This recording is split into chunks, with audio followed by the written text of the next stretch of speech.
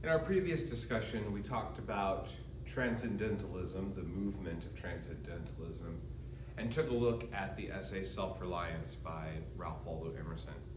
Today we're going to take a look at two chapters from Henry David Thoreau's book, Walden, and think about the ways in which Thoreau's request or Thoreau's beseeching of us is not necessarily to just be forward moving individuals, but instead to be individuals who dig deep into what life is and what we should be appreciating life as in order to have fulfilled lives. I've added from the last time a new direction on our chart, our Transcendentalist individuals charts. Emerson, as I've said last time, is a forward-moving individual. He wants America to break free from what it was in the past. He wants individuals to break free from the conventions like conformity and consistency that hold them back from their original insights and doing new things. He wants everybody to be moving forward. Thoreau also wants progress, right? He's a transcendentalist just like Emerson. He's involved in social reform movements. He's strongly anti-slavery. He wants to see the institution of slavery abolished. He wants forward action in terms of progress. But I think the primary direction that I want to associate with Thoreau for the purpose of our class is down. Thoreau wants you to dig deep into the life that you lead and think about what you are getting out of that life. So Thoreau is a fascinating figure who doesn't always click with students on the first read. That's okay if he didn't click for you on the first read. And I know part of the challenge might be that we didn't read the entirety of Walden, but instead we read two of the more famous chapters out of Walden. Chapter 2, Where I Lived and What I Lived For, and then chapter 18, the conclusion to Walden. And these are excerpted in your Norton Anthology of American Literature, Volume B, in the 10th edition. Thoreau was born in Concord, Massachusetts. That's the site of Lexington and Concord, the start of the Revolutionary War, as it's been commonly put. He was the most academically promising of all of his siblings, and he attends Harvard as a young man. While he's a college student, he's an excellent student. He excels, but he doesn't really distinguish himself as much of a scholar. We don't know this for certain, but there's good reason to believe that Ralph Waldo Emerson delivers an address at Harvard while Thoreau is a student, and there's good reason to believe that Thoreau was in the audience for that address. Not entirely, like I said, there's no hard, concrete evidence to support that, but there's a good reason to believe that. And even if Thoreau wasn't physically present at Emerson's address, Thoreau is Emerson's most famous acolyte. His intellectual heir, so to speak, though Thoreau lives a shorter time than Emerson does. Thoreau takes Emerson's philosophy and he puts it into action, right? Emerson writes nature, Thoreau moves into nature. He puts the life in practice. He embarks on this experiment that he calls it. Thoreau and Emerson actually live very close to each other, and it's kind of fascinating that we have these two writers who are such a large influence over American literature and philosophy, and they're from the same area. Thoreau builds a cabin on a tract of land that's owned by Emerson. and he moves out into the cabin, and he lives there for 2 years. And the plan is to immerse himself in nature and to write a book. He's not gone, like, off the grid. Like, I mean, for our purposes, perhaps, in the 21st century, where we walk around with, powerful computers in our pockets that can do amazing things like record video and take photos and connect to the internet and text and be on social media and all of that. Maybe that's going to feel like he's like off the grid, but he's within walking distance of the town where he lives, and he goes back there frequently. He doesn't go all the way out into the woods and then just like never return for 2 years, but he moves out of the city and into this wooded area in a cabin that he builds near Walden Pond. During his time in the cabin, he produces writings, he reads, he keeps a journal, he writes essays, he reads poetry, he studies philosophy, he studies religion, and the experience leads to the book Walden. Its subtitle, Or a Life in the Woods. It's 18 essays, and they're all linked around this experience, and they cover his first year out in the pond, or out near the pond. It's his experiences with life on his own, life with those who come by, and the guests that he has, but also trying to embody the transcendentalist philosophy. Thoreau commits himself to meditations, to a study and an appreciation of his actual labor, of his leisure, of his self-reliance, of his individualism. He, in other words, he adopts an approach to life that, in a modern sense, we might call minimalism. There's a movement right now afoot, about not having more than you need, of downsizing, of reducing screen time, of putting away computers on the weekends, of getting out into the world. I ask you to think a little bit about some of that work this week as you're considering reflections on in the course discussions. So Thoreau has a longevity to him.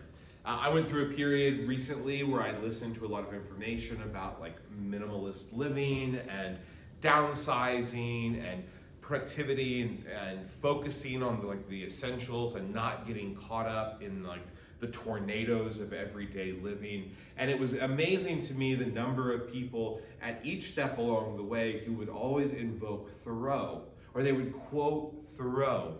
And Thoreau has that kind of quality about him that I think can really resonate with many of us in a contemporary sense. I think one of Thoreau's most haunting quotes, and I gave it to you in the packet on transcendentalism and reform movements, this is what I wrote. Other ideas of transcendentalism have endured, though they have less mainstream cachet than individualism. For Emerson, freedom was not a pre-existing set of rights and privileges, it was an open-ended process of self-realization by which individuals could remake themselves and their own lives. Thoreau became persuaded that modern society stifled individuals so much that they had become, quote, the tool of their tools, end quote. Trapped in jobs and driven forward by an endless need to acquire wealth. Even in this, quote, comparatively free country, Thoreau wrote, a person who was so preoccupied with material things did not have the time to contemplate the beauty of nature.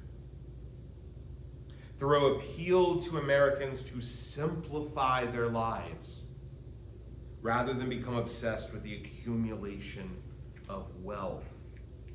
And I mention here, we can see the ways that the transcendentalist idea is making a comeback in 21st century American society as we have become so focused on technology and looking at our screens.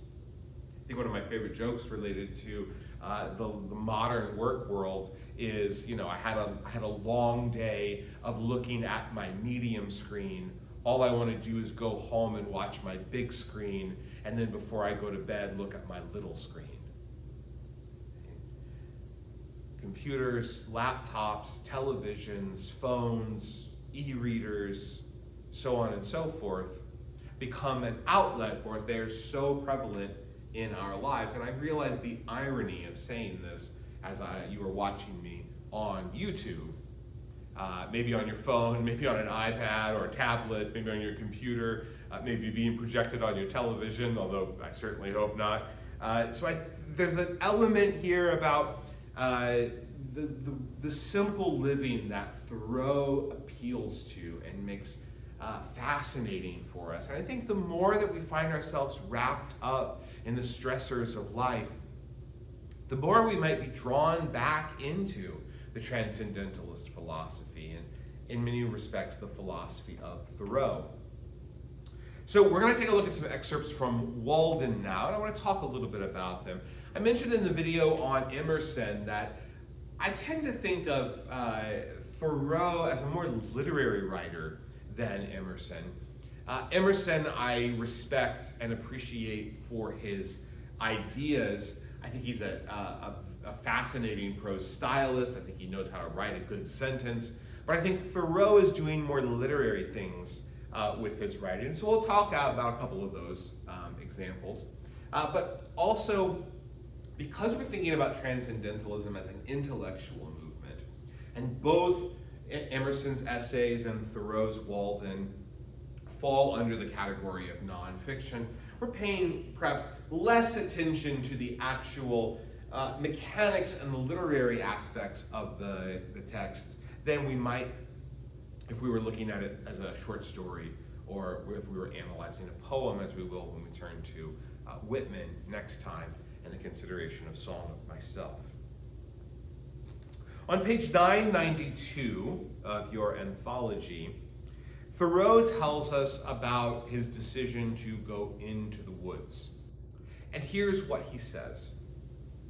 When I first took up my abode in the woods, that is, began to spend my nights as well as days there, which by accident was on Independence Day, or the 4th of July, 1845, my house was not yet finished for winter, but was merely a defense against the rain, without plastering or chimney, the walls being of rough, weather-stained boards and wide chinks, which made it cool at night.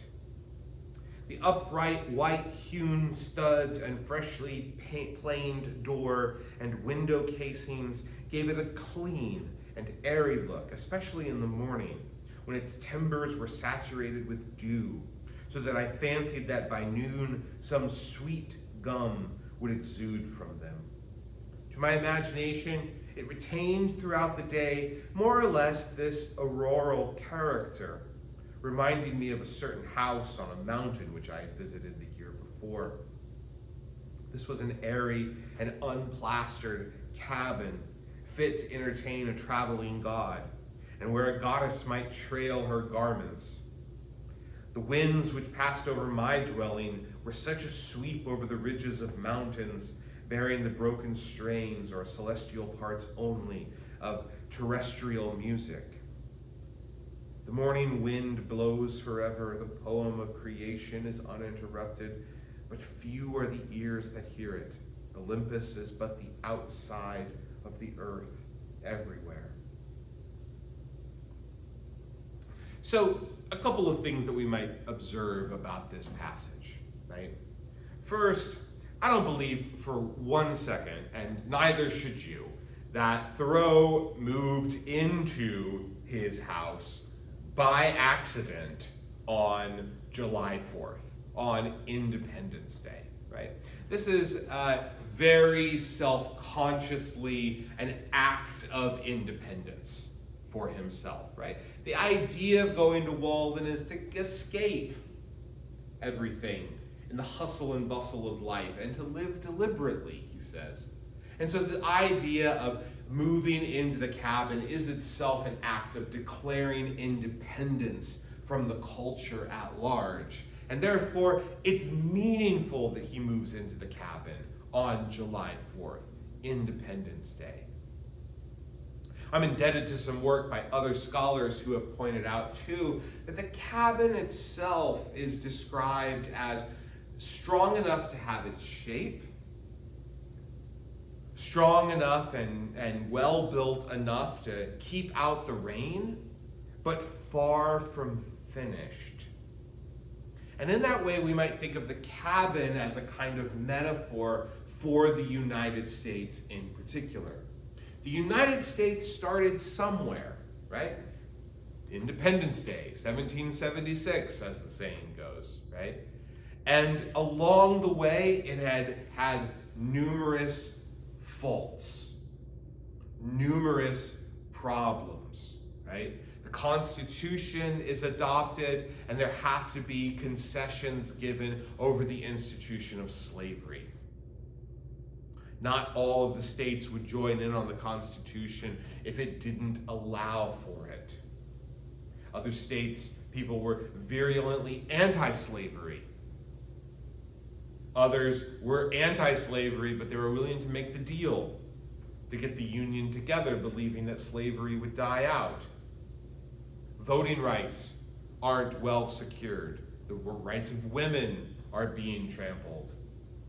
Relationship between the American colonists and the Native Americans, tense at best and deadly at worst.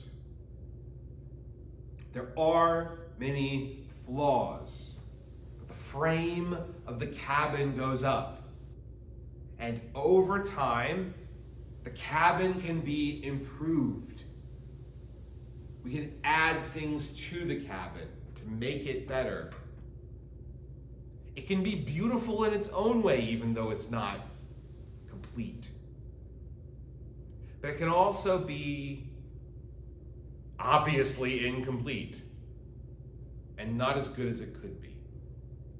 Right? So there seems to be some sort of very conscious effort on Thoreau's part to think about his own movement into the cabin as reflecting the progress of American society.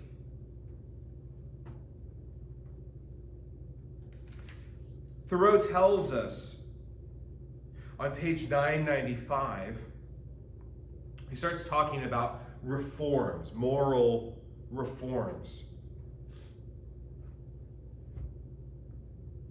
Moral reform is the effort to throw off sleep.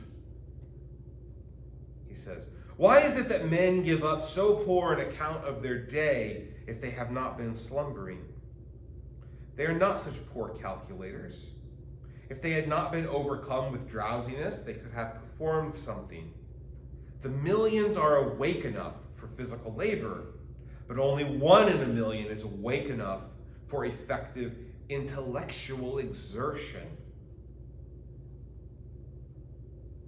Only 1 in 100 million to a poetic or divine life.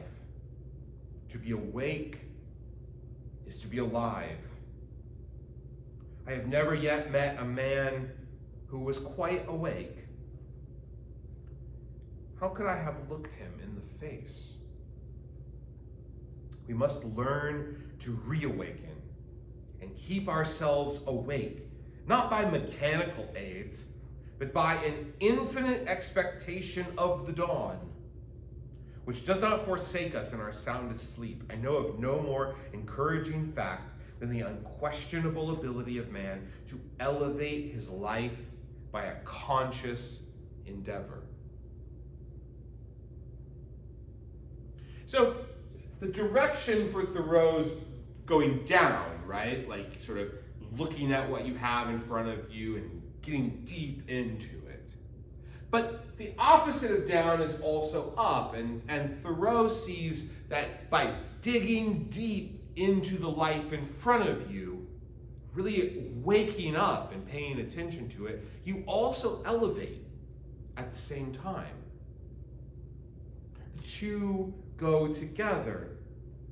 He tells us, I went to the woods because I wished to live deliberately, to front only the essential facts of life, and see if I could not learn what it had to teach, and not, when I came to die, discover that I had not lived.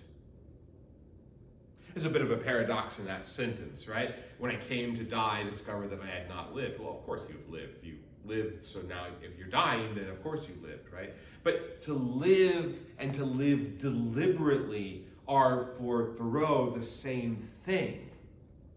And to not live deliberately is not really to live. Or as the Greek philosopher Socrates famously put it, right? The unexamined life is not worth living. That the role of philosophy, of intellectual inquiry and growth, those are essential to the qualities of a good life. I did not wish to live what was not life.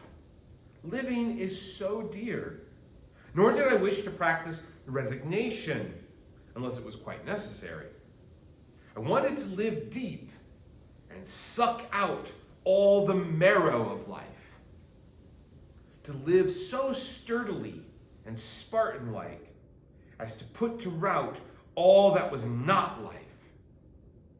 To cut a broad swath and shave close.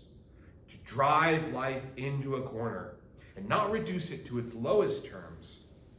And if it proved to be mean, why then to get the whole and genuine meanness of it and publish its meanness to the world. Or if it were sublime, to know it by experience and be able to give a true account in my next excursion. When he says meanness here, he doesn't mean meanness as in cruelty, but meanness as in the ordinary, the average, the basic, right? If it's basic, let's give an account of its basicness. If it's sublime, let's give an account of its sublimity. That's what he says he lived for. You can see the influence of Thoreau in like the minimalistic lifestyle or the Stoic lifestyle or any number of sort of simplify lifestyles. Starting on page 996 onto 997, right? Still we live meanly, he says, like ants, though the fable tells us that we were long ago changed into men. Like pygmies, we fight with cranes. It is error upon error and clout upon clout, and our best virtue has for its occasion a superfluous and inevitable wretchedness. Our life is frittered away by detail. An honest man has hardly need to count more than his 10 fingers. Or in extreme cases, he may add his 10 toes and lump the rest. Simplicity, simplicity, simplicity. I say, let your affairs be as 2 or 3 and not 100 or 1,000. Instead of 1,000,000, count half a dozen and keep your accounts on your thumbnail. Men think, this is about halfway down the page on 996, men think that it is essential that the nation have commerce and export ice and talk through a telegraph and ride 30 miles an hour without a doubt, whether they do or not. But whether we should live like baboons or like men is a little uncertain. If we do not get out sleepers and forge rails and devote days and nights to the work, but go to tinkering upon our lives to improve them, who will build railroads? And if railroads are not built, how shall we get to heaven in season? But if we stay home and mind our business, who will want railroads? We do not ride on the railroad. It rides upon us, Thoreau says. And I think, though he's writing from a perspective of the mid-19th century and his ideas about economic growth and technology are obviously rooted to his own cultural context, think for just a moment, a little creatively, and you can find yourself substituting in other technologies here. And you might conclude in time, right, that we are the tools of our tools. That we do not ride on the railroad. The railroad rides upon us. How do we think about our relationship to technology? Do we use technology, or does technology use us? It's an interesting question, especially in the context of something like social media. Right, lots of people describe social media as free, but of course social media is not free. You are the product on social media. Right? Social media is selling you to advertisers. That's how the social media companies make their money. You willingly give them information about yourself, and they sell that information for targeted advertisements and algorithms and so on and so forth. Why should we live with such hurry and waste life, he says at the bottom of 996. We're determined to be starved before we are hungry. Men say that a stitch in time saves 9, and so they take 1,000 stitches today to save 9 tomorrow. On the next page, he says words that I think sort of resonate if you know anybody who maybe obsessively watches the news, or obsessively doom scrolls on social media, or obsessively clicks refresh on things on their phone. On 997, he says, hardly a man takes a half-hour's nap after dinner, but when he wakes, he holds up his head and asks, what's the news? As if the rest of mankind has stood his sentinels. Some give directions to be waked every half hour, doubtless for no other purpose, and then to pay for it, they tell what they have dreamed. After a night's sleep, the news is as indispensable as the breakfast. Pray tell me anything new that has happened to any man, anywhere, on the globe. And he reads it over his coffee and rolls that a man had had his eyes gouged out this morning on the Wachiko River, never dreaming all the while that he lives in the dark, unfathomed mammoth cave of this world and has but the rudiment of an eye himself. For my part, I could easily do without the post office. I think that there are very few important communications made through it. To speak critically, I never received more than 1 or 2 letters in my life. I wrote this some years ago, that were worth the postage. The penny post is commonly an institution through which you seriously offer a man that penny for his thoughts, which is so often safely offered in jest. And I am sure that I never read any memorable news in a newspaper. If we read of one man robbed or murdered or killed by accident, or one house burned, or one vessel wrecked, or one steamboat blown up, or one cow run over on the Western Railroad, or one mad dog killed, or one lot of grasshoppers in the winter, we never read of another. We never need read of another. One is enough. If you are acquainted with the principle, what do you care for a myriad instances and applications? To a philosopher, all news, as it is called, is gossip. And they who edit and read it are old women over their tea.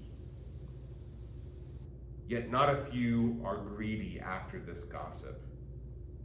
There was such a rush, as I hear the other day, at one of the offices to learn the foreign news by the last arrival, that several large squares of plate glass belonging to the establishment were broken by the pressure, news which I seriously think a ready wit might write a 12-month or 12 years beforehand with sufficient accuracy. So Thoreau is providing an indictment here of people who are so focused on what the news is or the goings-on in the world that have no direct impact on their life, that they spend their time learning what's going on in the world, but they fail to live themselves. And perhaps you might accuse Thoreau of a little bit of hyperbole here when you say, like, if you've heard of one boat blowing up, what's the point of hearing about another one blowing up? You might accuse him of a little bit of hyperbole here, or you might accuse him of a little bit of hyperbole on the idea that the news is worth something, or not worth anything. But I think the idea here that somebody would obsessively watch cable news around the clock, or doom scroll, or constantly hit refresh, or be sucked into news alerts on their phone or anywhere else, is a realization that people have not changed that much. Or maybe what it's the realization of is that the 1850s were not that long ago. We think that it was a long time ago. More than 150 years sounds like a long time ago. But in the grand scheme of human existence and the human mind and the evolution of human behavior, it was not that long ago. Once you accept that the 1850s were not that long ago, for behaviors like this in Walden, there are disturbing implications to that. Because think of all the other things that the 1850s were known for, and then realize it was not that long ago. Thoreau asks on page 999, let us spend one day as deliberately as nature and not be thrown off the track by every nutshell and mosquito's wing that falls on the rails. Okay? I wish it would be realistic of me to ask you for this week to live one day like a transcendentalist, right? I felt like that was too tall an ask for some people and the lives that they lead and the expectations that they have. So I did ask that you at least try to spend 1 hour as a transcendentalist this week and think about what it feels like. Because if you can get into the habit of maybe 1 hour a week, then maybe you can get into the habit of 1 hour a day. And then maybe you can get into the habit of maybe 1 day a week. Then maybe you can start to understand how to fit it into every day of the week. I want to turn to some of the passages from the conclusion essay that I think helps frame for us again what Thoreau is after and the lessons that he wants us to learn. At the top of page 1045, Thoreau writes, "Why should we be in such desperate haste to succeed and in such desperate enterprises? If a man does not keep pace with his companions, perhaps it is because he hears a different drummer. Let him step to the music which he hears, however measured or far away. It is not important that he should mature as soon as an apple tree or an oak. Shall he turn his spring into summer? If the condition of things which we were made for is not yet, what were any reality which we can substitute? We will not be shipwrecked on a vain reality. Shall we with pains erect a heaven of blue glass over ourselves? Though when it is done, we shall be sure to gaze still at the true ethereal heaven far above, as if the former were not."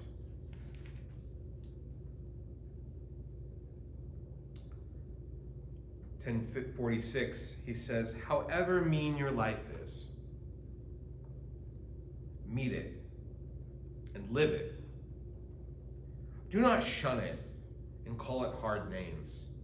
It is not so bad as you are. It looks poorest when you are richest. The fault finder will find faults even in paradise.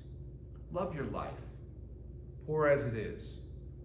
You may perhaps have some pleasant, thrilling, glorious hours, even in a poorhouse. The setting sun is reflected from the windows of the almshouse as brightly as from the rich man's abode.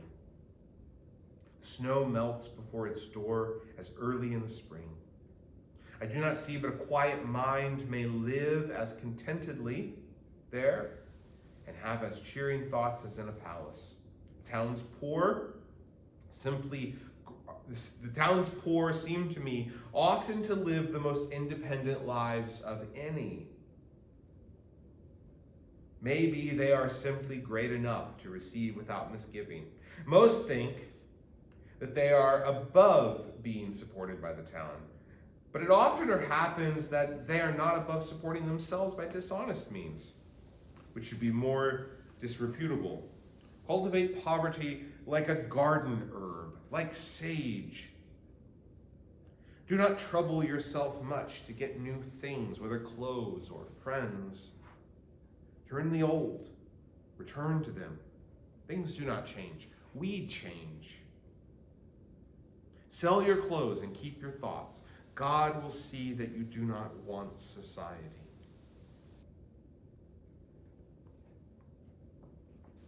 Now, I think there's a question here. We have to ask ourselves how far we're willing to go with Thoreau, and what framework and point of view might Thoreau be adopting to be able to write these words, right? Maybe we want to chide Thoreau. He says, right, embrace poverty. Right? But Thoreau, remember, he built his own cabin. That's true. But he did it on land that he borrowed from Emerson. He didn't have to buy the land in order to build the cabin. He got the land at a pretty sweet deal. And he didn't live all by himself. He was able to return to town for dinners or for laundry or for friends, whenever he wished to return to town. Now, that said, right, I think Emerson would have us and want us to remember, a foolish consistency is the hobgoblin with little minds. We might disagree in part with what Thoreau is saying, but that doesn't necessarily mean that everything Thoreau says is wrong, right? It may well be the case that Thoreau's writing from a place of privilege, a privileged point of view when he says, some of the happiest people I know are poor. The sun looks just as beautiful from a poorhouse as it does from a mansion. But of course, there is a point at which people no longer have to worry about money, and that can free up their lives. Right? Not all of us can go into the woods. Some of us do have to work. But it doesn't mean that we have to only work. And I think that's the point that Thoreau is trying to make, right? It doesn't have to be all. It can just be enough.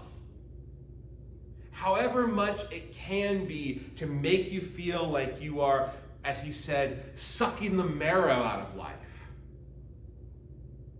Right? That's the thing that we need to be focused on.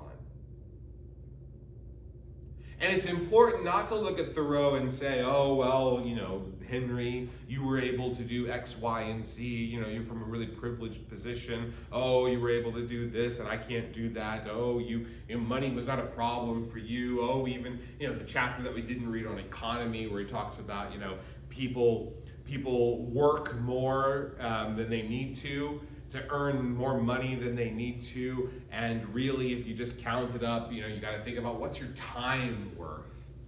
Time's the one thing that we can't get back. If you're working, but you're not living, you'll feel regret that you didn't budget your time well enough, even if you got money, right? We all know those stories about people who say they wish they would have done something differently. They get to the end of their lives and they wish that they hadn't done something one way. And in some respects, the point of a course like this particular class and reading works like Henry David Thoreau are meant to remind us of that. And we don't have to agree with him completely to see that nevertheless there might be value in what he's saying. And we also don't have to buy in so uncritically that we lose our ability to engage with the aspects where we might disagree with him. He says on page 1047, there is a solid bottom everywhere, right? You can get down to it. It's not always easy and you kind of have to dig, but there is a solid bottom. And you got to dig and you got to get down and you got to get close. I think if there's one thing that worries Thoreau the most, it goes back to this metaphor of sleeping. When he says people are asleep, he doesn't necessarily mean that they are physically sleeping, but they are instead sort of intellectually asleep, ethically asleep, morally asleep. And that's what the waking up metaphor is all about. At the very end of the essay on page 1048, Thoreau writes, "What youthful philosophers and experimentalists we are. There is not one of my readers who has yet lived a whole human life." Think about that. There is not one of my readers who has yet lived a whole human life. Is that because we have life ahead of us? Is that because even if we don't have life ahead of us, we didn't have a full life? Is that because we can never have a truly full life? But the pursuit of the true life, the full life, is really what we need to be doing? If we had the 7 years, there may be, but the spring months in the life of the race. These may be the spring months in the life of the race. If we have had the 7 years itch, we have not seen the 17-year locust yet and conquered. We are acquainted with a mere pellicle of the globe on which we live. Most have not delved 6 feet beneath the surface, nor leaped as many above it. They're again delving down or leaping above. We know not where we are. Beside, we are sound asleep nearly half our time. Yet we esteem ourselves wise and have an established order on the surface. Truly, we are deep thinkers. We are ambitious spirits. As I stand over the insect crawling amid the pine needles on the forest floor and endeavoring to conceal itself from my sight and ask myself why it will cherish those humble thoughts and hide its head from me, who perhaps be its benefactor, and impart to its race some cheering information, I am reminded of the greater benefactor, capital B benefactor, and capital I intelligence, that stands over me, the human insect.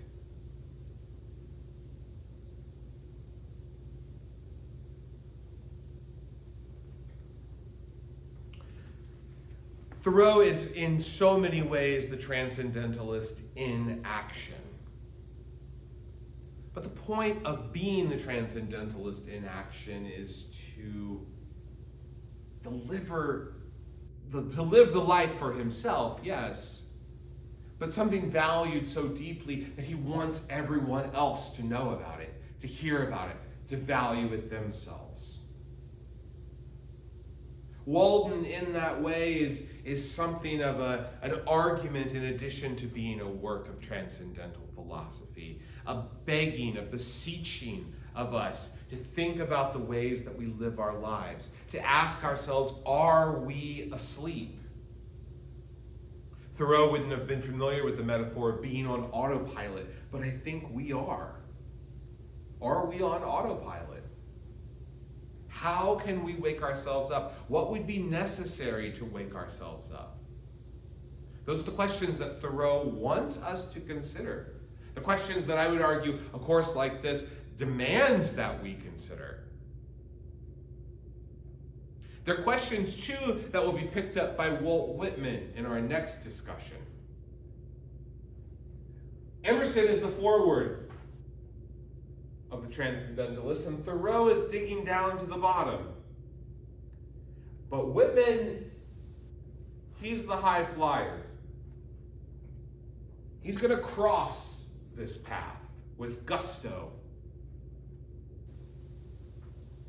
He's going to make the argument that being able to see who we are in the world really means awakening to what's right in front of us. Not necessarily changing the way that we live, or not necessarily thinking about ourselves in relation to others, but simply noticing what is right in front of us. And Song of Myself, the poem that we'll consider next time, is an attempt to try to get us to notice what is right in front of ourselves.